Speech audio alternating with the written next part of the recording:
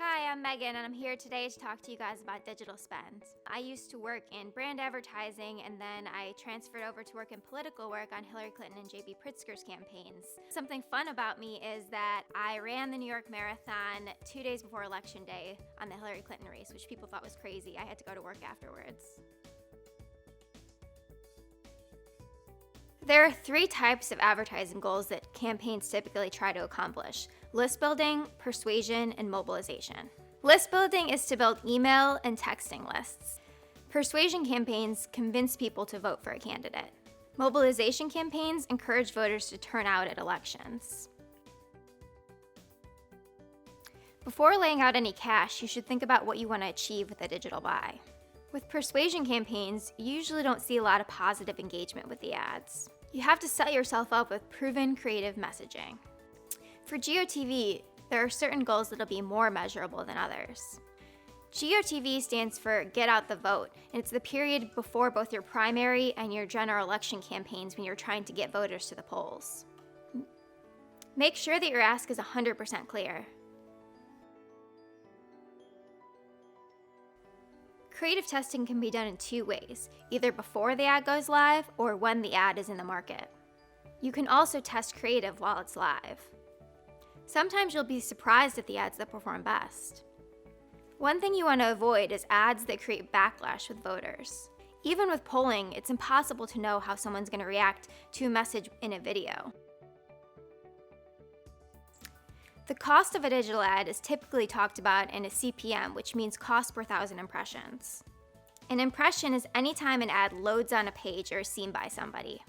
The CPM of your buy can change based on things like seasonality and key election time periods.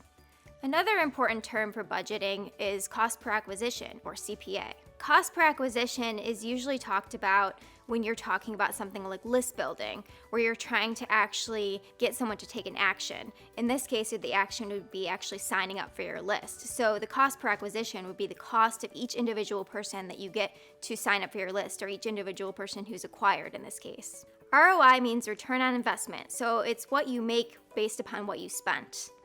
Some other important terms to understand for media buying is reach and frequency.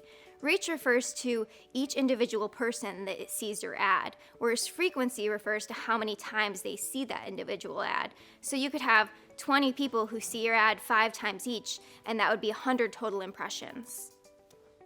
There are 2 ways you can buy ads online. One is self-serve platforms, and the other is through insertion orders with ad partners. With self-serve platforms such as Facebook and Google, someone will actually have to set the ad up from start to finish. You also need to get verified as an approved political advertiser. If you're working with partners directly, you negotiate the cost and the targeting upfront. Typically, campaigns use an agency to negotiate on their behalf, but you don't have to. Most ad partners require that campaigns pay them upfront. You have to be careful with the type of targeting that outside partners might use. It's also important to consider the out clause. Buying directly with ad partners can be great. In a Band 1 campaign, you should really only be using Facebook to run ads online because of their targeting capabilities, the low barrier to entry, and the amount of people that actually use Facebook every day. In a Band 2 campaign, you're likely only going to really be using Facebook and maybe a little bit of Google search and YouTube. In a Band 3 campaign, consider how much of your budget's going to go to digital ads. If you're going to invest a lot, you should consider hiring an agency.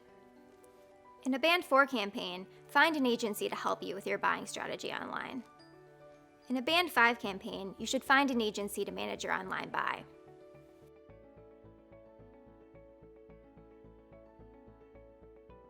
There are many different types of targeting online. Addressable targeting involves taking data from the voter file and uploading it directly to online platforms to target online. Lookalike targeting is taking a small segment of your data from the voter file and uploading it to Facebook to find similar individuals online who also might be voters. Demographic targeting is taking information that you know about your voters and applying it across platforms. First-party targeting is taking data that someone's given a website and using it to target online. Third-party targeting is when partners or platforms take data from another source and apply it online to target people. There's also niche targeting, which is using smaller data segments to find individuals who care very deeply about certain issues. Niche targeting involves taking smaller data segments that are used to find very specific individuals online that care about certain issues. In a Band 1 campaign, you likely won't have an analyst to model the voter file, so you should stick to the data on Facebook. In a Band 2 campaign, it makes sense to use the data that Facebook and Google already have available. In a Band 3 campaign, consider using an analyst or an analytics firm to model the voter file into an addressable list. In a Band 4 campaign, have an analyst or analytics agency help you with modeling the voter file. In a Band 5 campaign, have an analyst or analytics agency help you model the voter file. Ad creative is any images or videos that you're putting dollars behind online. When making creative, first consider where the ad is going to be seen online. Your creative will vary due to a few factors. If your message is simple, an image or animated GIF could work. One really important thing to understand about the way people consume video online is that they oftentimes don't have sound on. So if your video needs audio to be understood, the voter could be missing the point that you're trying to make. A lot of times people will just simply use subtitles to tell the story and keep their video as it is, but you can also create video that uses images to tell a story instead of relying on audio.